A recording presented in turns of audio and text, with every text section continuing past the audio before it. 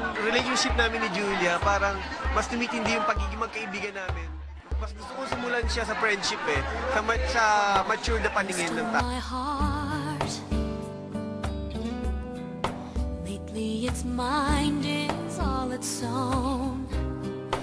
It would go far and wide just to be near you. You don't have to answer this. Nandiligaw ba siya sa'yo? Oo. You don't answer that. That's okay.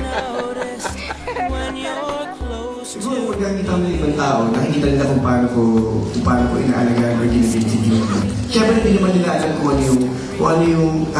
kung ano kami kapag wala kami sa camera. Between us, knows what's going on between us.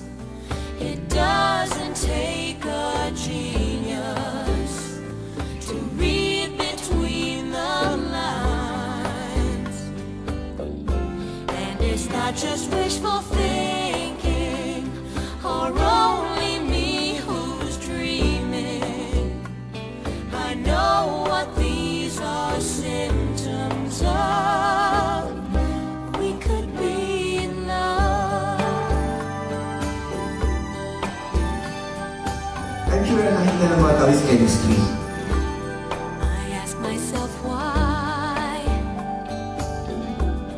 I sleep like a baby through the night. Yung pagmamahalan yung dalawa on screen, hindi mo madideny. To know you'll be there tomorrow.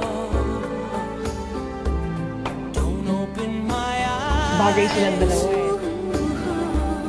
I'll wake from the spell I'm under. Makes me wonder how. Pero ito natural talaga silang dalawa. I could live without you now. Marami kasi nagtatanong, nag-iisip. Kayo na ba talaga dito? Hindi kami sa work, saka talagang yung closeness namin, nabibigyan siguro ng meaning kasi nga talagang close kami way back pa, hindi ba sa walang hanggan. Talagang magkakilala na kami, kilala ko siya bilang real name pa niya. Daw, ang totoo, parang may something na sa inyo ni Coco daw. Meron nang nagaganap na something.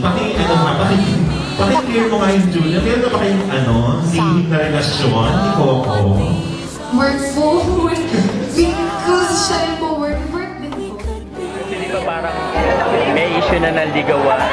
Siguro sa kana, kapag yung stable na, kapag ready na, lahat naman ng tao ako para sa akin kasi mas naniniwala ako dun sa mas maganda kinikilala nyo ang isa't isa.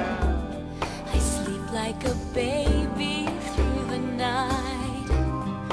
Maybe it helps to know you'll be there tomorrow. Pero para sa'yo, girlfriend material si Julia. Sobra, pero bawal pa, bata pa.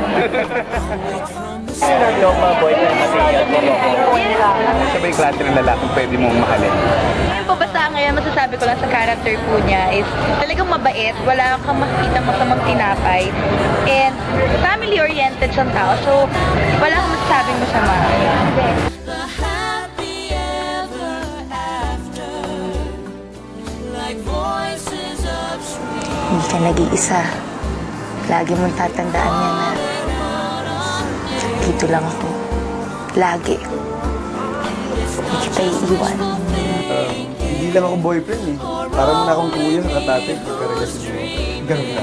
Ganun ako protected eh. Pwede lang ako na nandun sa lahat sa tabi ko na nag-a-advise na talagang ginagabay ako kasi Sa likod ng camera, Coco, ano yung meron kayo ni Julia?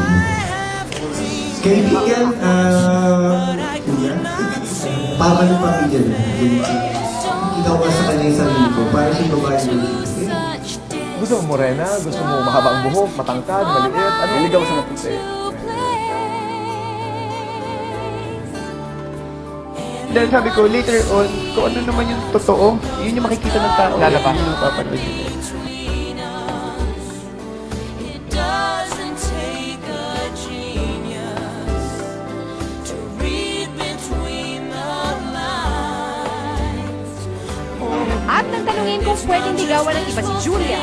Bawal pa, bata pa yan. Bata pa yun, Bata pa nga. Unahan pa nila ako. Wala pa nga. Siloso ko eh. Gusto ko pag akin na. Oh, it doesn't take a genius to know what these are. Kung nakikilala mo si Julia, doon ko na-realize na parang, bata pa siya eh. Nagpaka-mature na, kumbaga, tinignan ko na yung mahaba na. Mas gusto ko na parang, magkaibigan tayo, mas mahaba yan. Late, malay natin, di ba, balang araw, pag nakita ko na parang, decided na ako, lumagay sa maayos, at tahimik. Kaya siya, kumbaga, matured enough na para magkasalubong kayo muli, di ba?